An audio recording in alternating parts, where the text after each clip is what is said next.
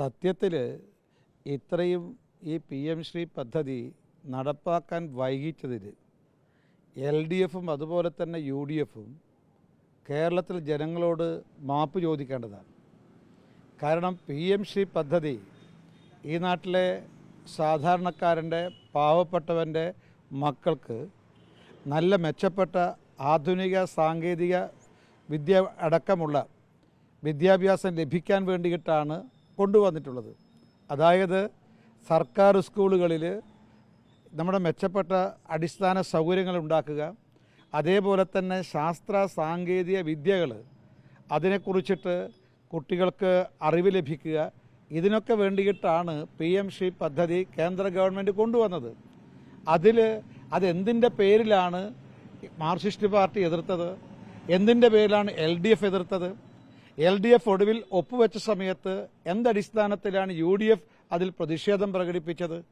കഴിഞ്ഞ 4 വർഷക്കാലം 2027 അതിന് കാലാവധി തീരുകയാണ്. ഇനി കിട്ടാൻ പോകുന്നത് ആകെ ഒരു വർഷം മാത്രമാണ്. അതുകൊണ്ട് നടപ്പാക്കിയാൽ അത് നല്ലത്. നടപ്പാക്കുന്നില്ലെങ്കിൽ ഇതുവരെ നടപ്പാക്കാത്തതിൻ്റെ കാരണക്കാർ LDF UDFുമാണ്. കേരളത്തിലെ ജനങ്ങളോട് ഇവർ മാപ്പ് ചോദിക്കേണ്ടതാണ്. ഏതായാലും വൈകി വന്ന ബുദ്ധിയാണെങ്കിലും UDF അത് നടപ്പാക്കാൻ തയ്യാറാണെങ്കിൽ അതിനെ ഭാരതീയ ജനതാ പാർട്ടി സ്വാഗതം ചെയ്യുകയാണ്. അല്ല, വന്ദേ മാതരം എന്നുള്ളത് നമ്മുടെ രാഷ്ട്രത്തെ, ഭാരത് മാതാവിനെ വന്ദിക്കുന്നു എന്നുള്ളതാണ്. ഇതിലെന്താണ് അവർക്ക് നിഷിദ്ധമാകുന്നത് എന്ന് ഞങ്ങൾക്കറിയില്ല. മുസ്ലിം ലീഗ് എന്തടിസ്ഥാനത്തിലാണ് വന്ദേ മാതരത്തെ എതിർക്കുന്നത്? അത് രാഷ്ട്രഗീതമായിട്ട് നമ്മുടെ കേന്ദ്ര ഗവൺമെൻറ് അംഗീകരിച്ചു കഴിഞ്ഞിരിക്കുന്നു. അത് നിയമമായി വന്നിരിക്കുന്നു. മാത്രമല്ല, ഇതിലെന്താണ് മതത്തിൻ്റെ സ്വാധീനമുള്ളത്? ഭാരതത്തെ പുകഴ്ത്തുന്ന, ഭാരത മാതാവിനെ പുകഴ്ത്തുന്ന വരികളാണ് ബങ്കിം ചന്ദ്ര ചാറ്റർജി വന്ദേ മാതരത്തിലൂടെ പ്രകടിപ്പിച്ചിട്ടുള്ളത്. ഇത് മാത്രമല്ല, ഈ വന്ദേ മാതരം പാടിയിട്ടാണ് ആയിരക്കണക്കിന് യുവാക്കന്മാർ സ്വാതന്ത്ര്യ സമരത്തിൻ്റെ ഭാഗമായി മാറിയത്.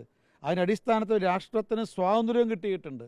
അപ്പോൾ എന്തടിസ്ഥാനത്തിലാണ് മുസ്ലിം ലീഗ് ഈ വന്ദേ മാതരത്തെ എതിർക്കുന്നത്?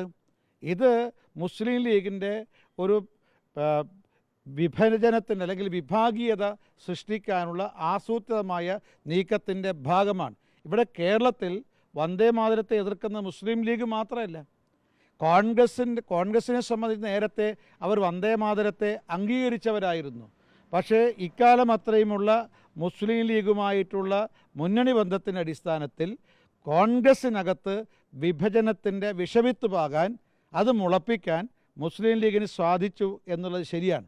അതേപോലെ തന്നെ ഏത് രീതിയിലുള്ള ദേശവിരുദ്ധ മനോഭാവമാണോ ഇതിലൂടെ കോൺഗ്രസും മുസ്ലിം ലീഗും UDFും ഉണ്ടാക്കാൻ ശ്രമിക്കുന്നത്, അതേ രീതിയിൽ തന്നെയാണ് വന്ദേ മാതരത്തെക്കുറിച്ച് LDFും പ്രകടിപ്പിക്കുന്ന അഭിപ്രായം.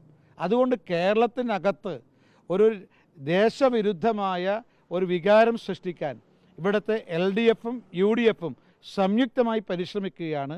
LDFിനെയും UDFിനെയും ഒന്നിപ്പിക്കുന്ന ഘടകം അത് ദേശവിരുദ്ധതയാണ്. ഇക്കാര്യത്തിൽ LDFും UDFും രണ്ടല്ല, ഒന്നാണെന്നുള്ള BJPയുടെ വാദം ശരിയാണെന്ന് നമുക്ക് ബോധ്യപ്പെട്ടിരിക്കുകയാണ്.